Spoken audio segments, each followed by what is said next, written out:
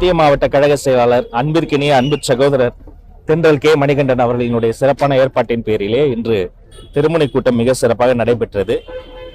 வெற்றி தலைவர் அவர்களினுடைய வெற்றி சின்னமாம் விசில் சின்னம் இன்று மக்கள் மத்தியில் அறிமுகம் செய்யப்பட்டது.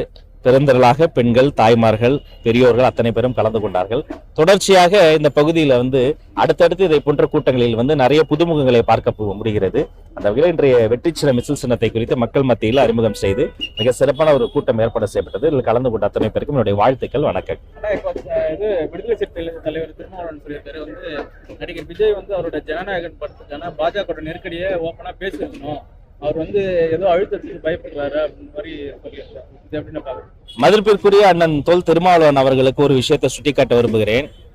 இது ப்ரீஜுடிஸ், அதாவது நீதி பரிபாலன விசாரணையில் இருக்கக்கூடிய ஒரு விஷயத்துல நீதிமன்றத்தில் பேச வேண்டிய பிரச்சனையை நீதிமன்றத்துல பேசுவோம், மக்கள் பிரச்சனைகளை மக்கள் மன்றத்துல பேசுவோம், நாங்க இதை பேசுவோம்.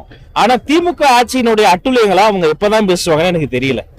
ஒருத்தங்க கூட்டணி கட்சியில இருக்கக்கூடியவங்க அரசியல் செய்வதில் போட்டி போடணும், அதற்கு பதிலாக ஆளும் கட்சிக்கு ஆதரவாக யார் பேசுவதுன்னா கூட்டணி கட்சி தலைவர்கள் போட்டி போட்டுக் கொண்டு பேசிக் கொண்டிருக்கிறார்கள்.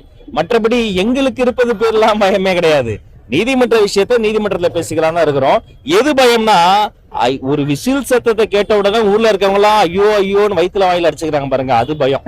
எது பயம்னா, ஐயோ கிடைக்கிற சீட்டு கிடைக்காம போயிருமோ நினைப்பது பயம்.